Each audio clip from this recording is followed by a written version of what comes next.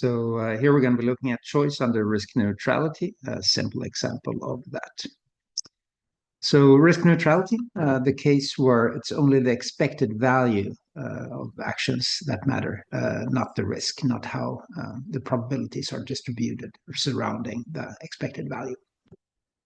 So let's look at that in some detail. We're looking at a specific example. So think of a setting where someone is facing different states of the world. So states of the world, or states for short. You can call them low, normal, or high. So it could be any situation, could be for a farmer, these are different crops, could be an investment, these are different developments of the stock market, or what have you. Okay, so this individual can take different actions.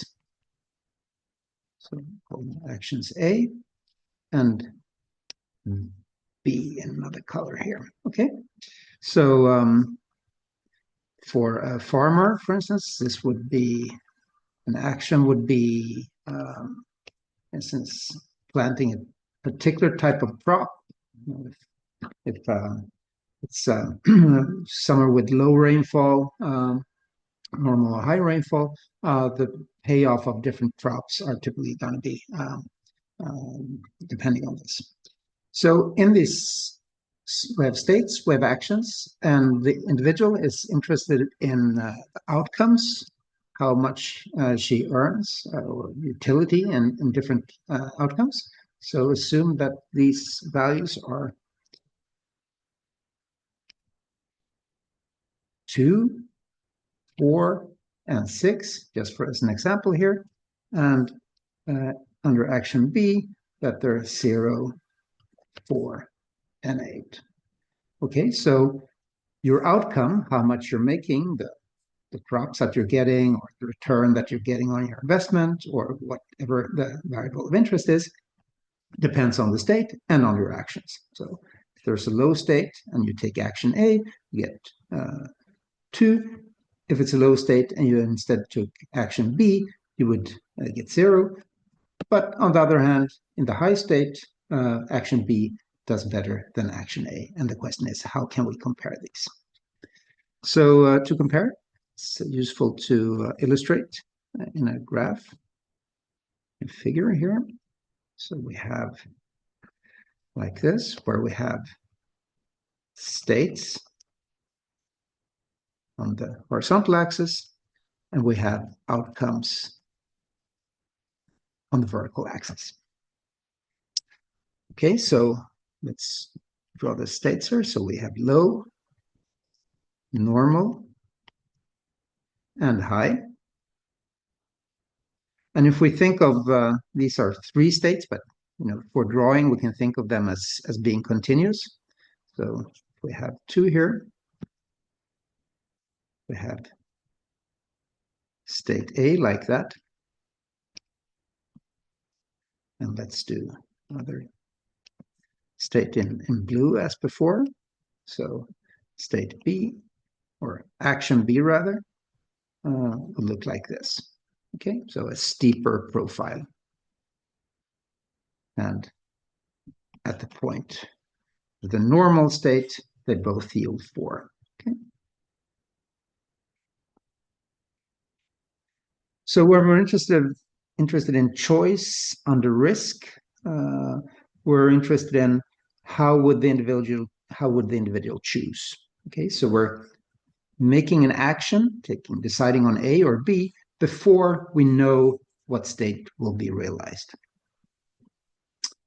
Okay, so if this individual is risk neutral, we said that she cares only about the expected value of her actions. So let's look at that. Let's, for simplicity, assume that the probability of each of the states is equal to 1/3.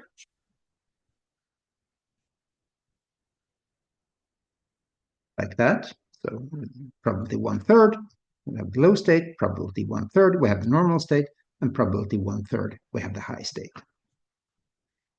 So focus on action A, what's expected value of that action? Well, it's the probability of each state times the outcome in that state. So 1/3 times 2 plus 1/3 times 4 plus 1/3 times 6. This all equals to 4. Okay, so what we're saying when we're saying that under risk neutrality, it's only the expected value that matters. To illustrate that, let's look at a case with where we do a mean preserving spread, as we call it. So we're spreading the distribution, we're spreading the probabilities, but keeping the mean, the expected value, constant. So one way of doing that in this case would be to say that the probability of the normal state is 0. We're either going to be in the low state or in the high state, and those probabilities are equal. So the expected value will be, an expectation will still be having a normal year, but the actual realization will not be normal, will be either low or high. Okay, so we can think of a regular dice where instead of each of the sides having 1/6 probability, there's a one probability of a half of ending up on 1 and a probability of 1/2 of ending up on 0 or on 6. Sorry. Okay, so with that, let's look at the expected value of taking action A under this mean preserving spread.